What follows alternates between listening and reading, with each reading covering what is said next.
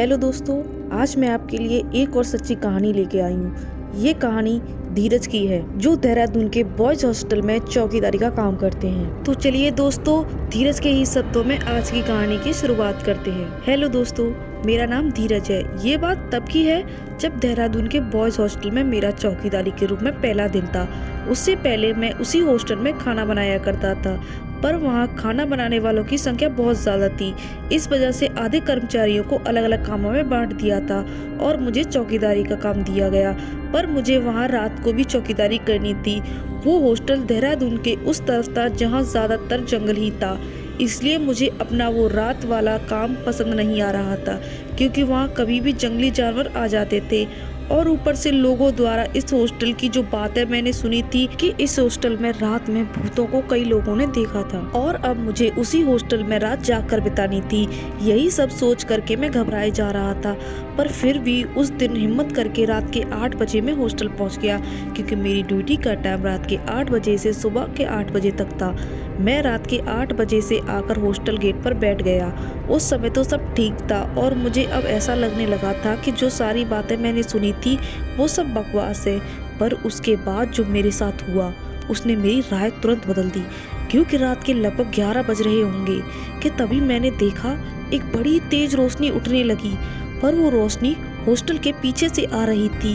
रोशनी ऐसी थी जैसे किसी ने हॉस्टल के पीछे आग जला रखी हो। और यही देखने के लिए मैं अपनी जगह से उठा और हॉस्टल के पीछे जाने लगा। पर जैसे ही मैं वहां पहुंचा तो वो जो रोशनी उठ रही थी, अब ना तो वो रोशनी थी और ना ही वहां कोई आग जल रही थी। मैं वहां खड़े खड़े बस यही सोच रहा था कि ये कैसे हो सकता है, क्योंकि अभी थोड़ी देर पहले इतनी तेज रोशनी उठ रही थी कि ऐसा लग रहा था जैसे किसी ने बहुत तेज आग जला रखी हो। पर अब वहाँ ऐसा कुछ भी नहीं था। मैं यही सोच रहा था कि तभी मैंने जो देखा उसे देखकर मेरी आंखें फटी की फटी रह गईं, क्योंकि मैंने देखा एक कमंडल हवा में अपने आप उड़ा जा रहा था और उस कमंडल के पीछे एक आग की ज्योति चले जा रही थी। और कमंडल और वो आग की ज्योति कभी आगे की ओर जाती तो कभी पीछे की ओर वापस आ जाती, और मैं बस खड़े खड़े उसे देखते ही जा रहा था। मुझे कुछ समझ नहीं आ रहा था कि ये क्या हो रहा है। और उसके 5-6 चक्कर करने के बाद वो आग की ज्योति और कमंडल गायब हो गया।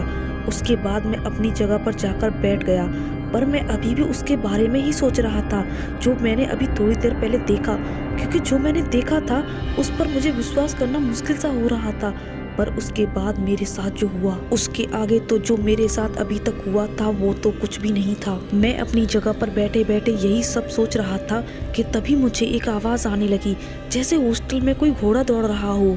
आवाज़ सुनकर मैं अपनी जगह से तुरंत उठा और हॉस्टल में इधर उधर जाकर देखने लगा, पर मुझे हॉस्टल में कहीं भी ऐसा कुछ भी नहीं दिख रहा था जहाँ से वो आवाज़ आ रही हो।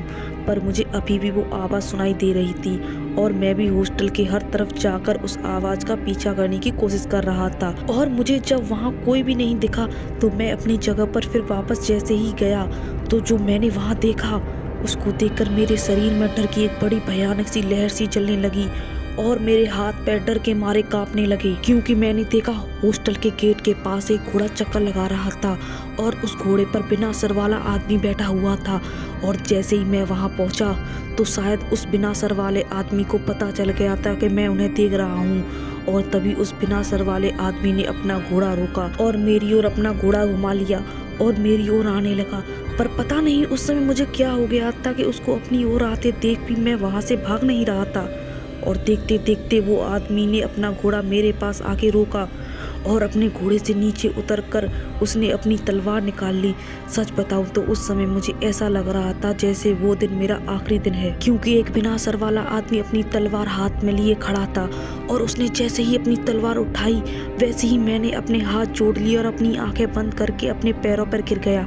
और उसके बाद जैसे ही मैंने अपनी आंखें खोली तो आदमी और वो घोड़ा जैसे गायब हो गए, क्योंकि वहाँ कोई नहीं था।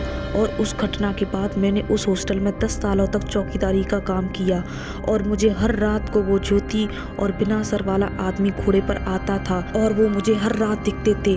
और उनके आते ही मैं अपने हाथ जोड़ लेता और वो भी अपने चक्कर लगाकर चले जाते थे। तो दोस्तों, आपकी ये कहानी कैसी लगी कमेंट करके ज़रूर बताएं और हमारी वीडियो को लाइक भी करें और हमारे चैनल को सब्सक्राइब भी करें। धन्यवाद।